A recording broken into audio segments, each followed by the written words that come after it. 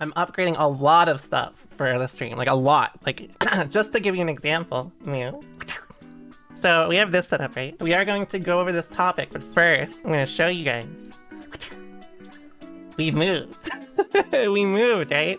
I got a new house. It's sick, right? The throne room, exactly. Well, it's also my bedroom, but you get the idea. Not only have we moved, but on top of that, I got a third monitor, which I definitely needed. Even though I've not been active, I hope you guys know that we have a lot of stuff on the way, okay? I know I sound like on the Nintendo Direct right now, but like, relax.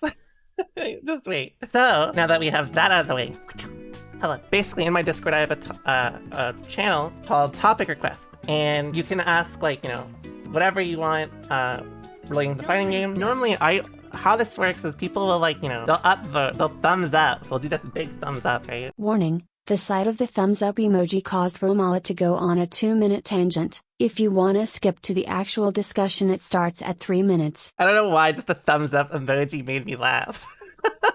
But real quick, I just want to take a second. I really love my biggest like guilty pleasure, and this is so weird, but I love it when I watch a YouTube video and they do that thing where they have like the pop up where it's like subscribe, and it's like the mouse going over to click on the gear or like click on the sub thing, right? And then they add a loud click noise. You know what I mean? Like it's like it's so loud. Like usually the click sound, yeah, the belding, yes, the belding too. That's exactly it. Yes, the loudest. It's louder than the rest of the video. I love that shit. I love it so much. I was trying to build up like some super educational like topic, like I really struggle with this, and then I'm just like, oh, I really like the bell noise when they click. I like it when they click in the video and they tell me to subscribe. If they tell me to subscribe and they don't use the click sound, you might as well have not even had it. There's no reason. But anyways, let's talk about the topic. So, doing better versus strong players, doing worse versus weaker players. This is a very complicated subject. Also, one last thing. One last thing, okay? I love how much people really like using just H. Because when I first started doing this, like, people would come to my channel and be like, what's this H shit? Like, what? H? Like hentai? Like when I was younger, I would type H when I didn't want to say hi. When I was too lazy to say hi, I'd cut it down from hi to just H because I was too lazy to do two letters. Here's my layout, right? I'm laying on this like the side of my bed. My middle finger is on J. My middle finger is off the keyboard, and my ring finger is on H. And then I literally would just press the H key, and that was it. All right, let's talk about this. We've delayed long enough. Basically, they upvote, you thumbs up it, and I'll go over whatever is the most upvoted thing, right? And today is a bit of an exception. They said, why sometimes you feel like you do better against better players and worse against players that are a lower level than you. I'm gonna touch on it a little different. I'm gonna tell you guys my experience, because this thing here is what I used to have happen to me as well. All right, we're gonna cheat a bit on the test here. First of all, before we even start, we need to dissect this sentence, right? This is not inherently bad, right? This is a little hierarchical, right? But like essentially this is just hierarchy. This is a hierarchical thought process. And obviously there are like, players that are better in obvious ways or weaker in obvious ways. However, it is in this bit that is the biggest problem. We're going to talk about hierarchical. That's how I pronounce it.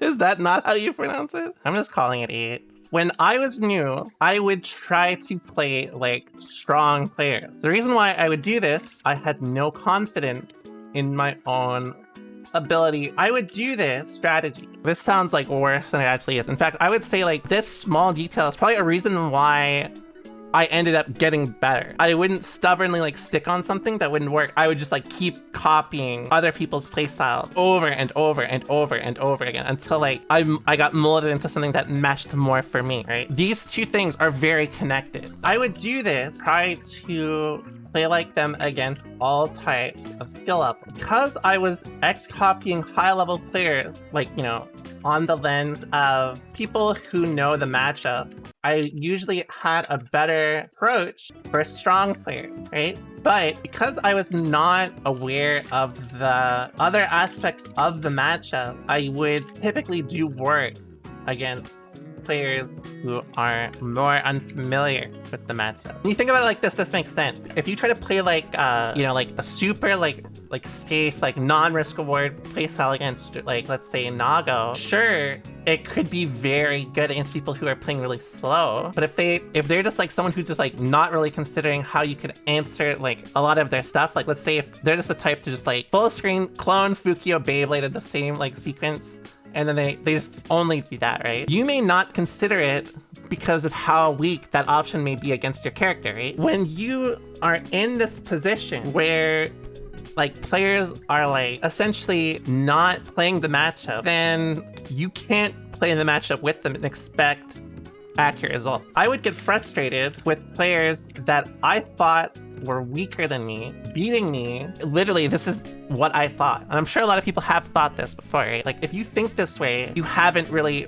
beaten this thought process yet. There are ways that when you are strong, you can just kind of like feel, you can tell which way people are good or bad, right? It's a feeling you can get. When I would get frustrated like this, I'd be like, well, like I could do so good against players that like Marlon Pie is like the best Zato right now. But like I'm losing to like Dudu Zato 1337, 420, Tony Hawk's Pro Skater 2. You know what I mean? Like that's basically what it felt like. But here's a very important thing. It can be kind of weird to understand this, but like think of it like this. Dudu Zato 1337, 420, Tony Hawk Pro Skater. Yeah, that's who I lost to. The thought process around like matchups is basically built around the threat of options and playing around them, right?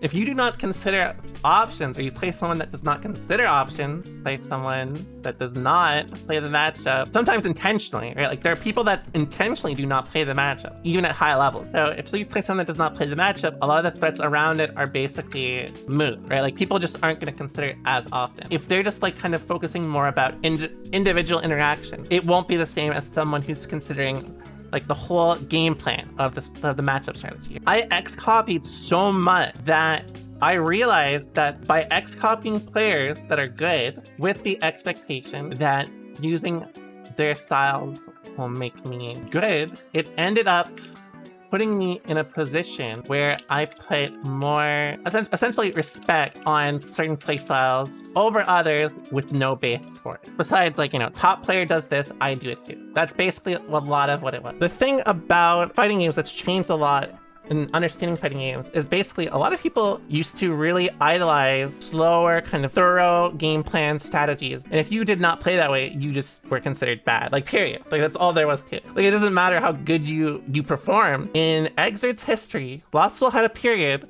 where he did not lose a tournament for 18 months, okay? 18 months. And people said he sucks.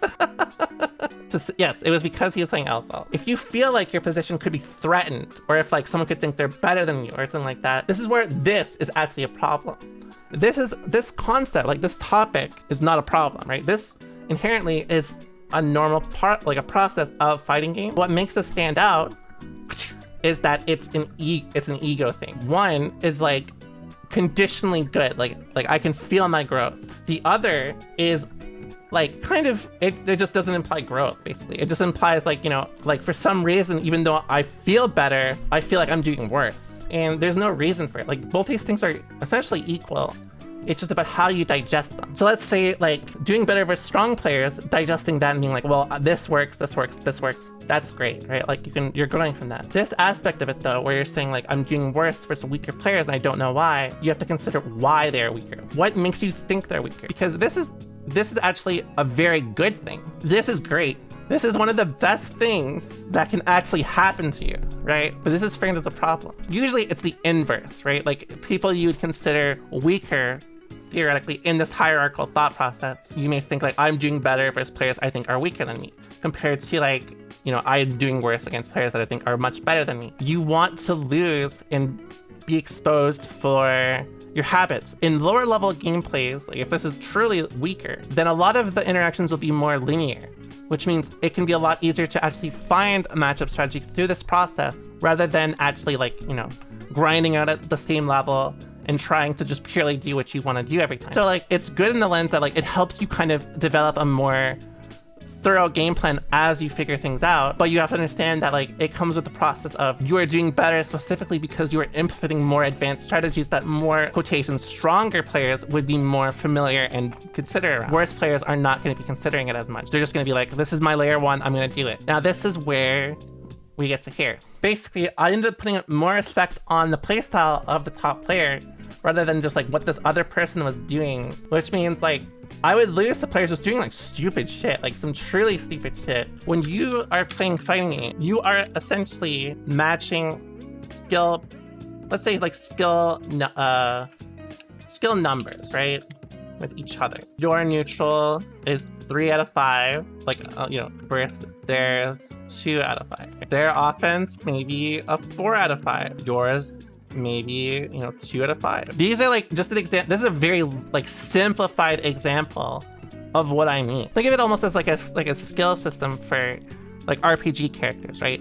We all have a bunch of skills and like talents in fighting games. For whatever reason, we lean into one thing or another, which in turn kind of contributes to this, right? Some people vary so much and focus so much on offense, right? Like that usually if they knock you down, they can just kill you. But maybe like as a result, they don't think too much about how they run defense, or like maybe their strategy is a little more linear. There are situations when you play someone, you will likely find yourself winning in some situations, struggling in others. Sometimes players will just ones that you may think are worse than you. This is something that's a little more hard to digest, because when it comes to this, some people will just be like, oh, their neutral is a little worse than mine. They're worse than me. Just like this equivalent of like a single point, and they're like, they're way worse than me. Whereas like, the rest of the skill stealing may be like this. As a result, like, they may just fucking kill you. It could purely be a product of just how they run their offense. Maybe it's like your defense is just like too solid and you don't make too much mistakes on defense, but you commit too much on offense. It's really hard to purely view it from the lens of like stronger and weaker. It's more like there are players that excel in different sides or subject, just like again in school. Like some people are good with science,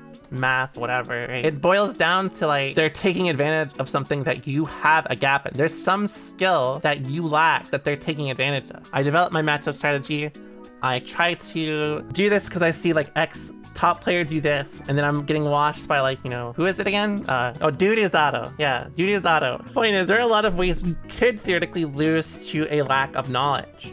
And this is actually something that can be very unhealthy because, again, you may think like, I'm so much better than them. I'm like a floor 10 and they're floor 9. How am I losing to them? Rank is kind of the wackest thing. Like, I think the system is good, but I think the problem is that people think that their rank is their position in life, and there's no way it could be shaken or like moved at all. I think a lot of people view fighting games as almost like an RPG, like a single player RPG, right? But then they never consider like how like the rest of the world gets stronger with them, right? Like it just kind of happens and they're just like, yeah, I'm strong. But like, it's easy to forget like how much you've grown as a result. Yeah, like it's basically just like, it's actually just like everyone else is an NPC to you. To you, I might as well be like a Skyrim NPC. Must have been my mind playing tricks on me. There's a big difference between executing like a top player and executing like,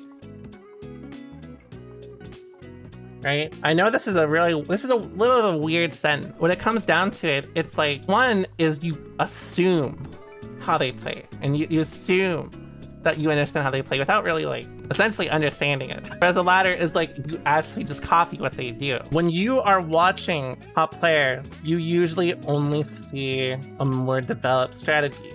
The reason for this is because of how volatile the game is in general, right? Now, this is not always true. I mean, like, I think in general, like, Strive's matchup strategies are pretty, like, lackluster currently. It takes a long time. It's not just, like, 1 month sort of thing. Sometimes people assume playstyle for the top player they want. Let's say, like, I do, like, wake up Riot Stomp pistol or some shit, right? Some people make, like, oh, like, I should do that all the time because, like, she did it once. Like, why did Riot Stomp? Maybe I was looking for 2D as a result, right? I thought they were gonna 2D, so I did Riot Stomp to kind of call it out and then threaten the option, and that's it, right? So here's what happens. They implement more of their risky approach with the top player's approach, right?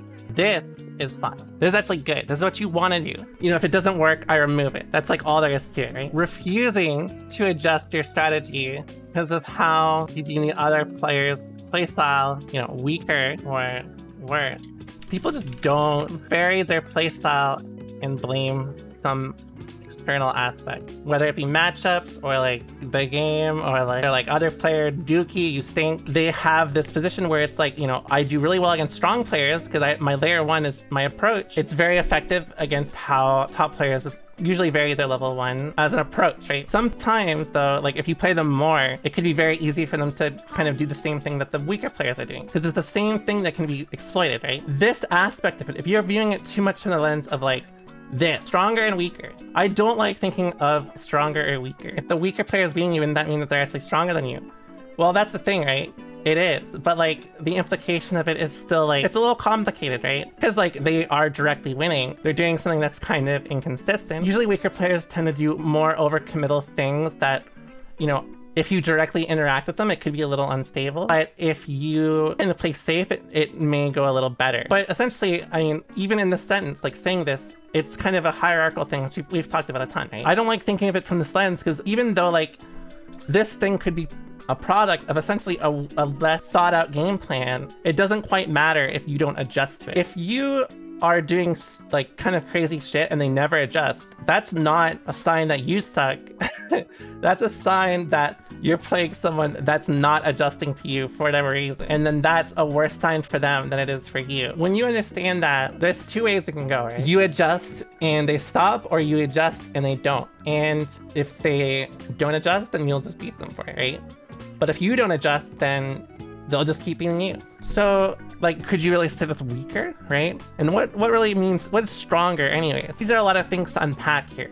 But this is why I specifically try to talk about things and view them more from the general, or like this person is good and like that's it, or like, you know, I like how this person approaches this aspect. I don't like viewing from like the lens of I'm just better than you or I'm just worse than you. We're all growing. I talked about how a lot of people tend to view fighting games and growth in fighting games a little more like a single player RPG. And it's like everyone I think has that problem where there's a layer where they just will not change. There's a layer where it's just like, I just like playing the game like this. Or like there's a layer of like stubbornness with some approach, right? Do I think that switching from Potemkin to Soul helped you with that mindset or varying your playstyle in general? Yes. In fact, I actually want to talk about that. I used to always think when I played Potemkin, right? I went from Johnny in Plasar to Potemkin and Exert Cyan. Cyan Potemkin was the only version. He was not the worst character. He was the second worst, the Slayer. Like as a result, I ended up thinking like the whole time, like, if I would win, I'm just godlike. I'm just like, I'm playing the worst character in the game. Of course I'm godlike, right? If I'd lose, I'd be like, well, if I was just playing a better character, then I just win, right? Like it's just all there is to it. And then I actually swapped from Potemkin to Soul. I realized a lot of my wins were because I would essentially take advantage of people not knowing other layers of the matchup, right? There's a sweet spot for mid-level players where it's like you've gone far enough from lower level, you have a general strategy, but you're far enough from like the high level that it's not super like your matchup knowledge is not all the it's not thoroughly covered, right? Some players, like these groups of players are like the net play gods, because they'll usually watch a lot of players that aren't super familiar anything beyond just like tower level stuff, if this makes sense. There's nothing wrong with this. This is a normal part of progressing, usually as you kind of go on. But as a result, I think like kind of through this, their ego gets bruised at this, right? So that's like my thought process. I hope this helped. We did have a journey. I taught you guys about H, I taught you guys about the ellipses, and I taught you about this. What more could you ask for?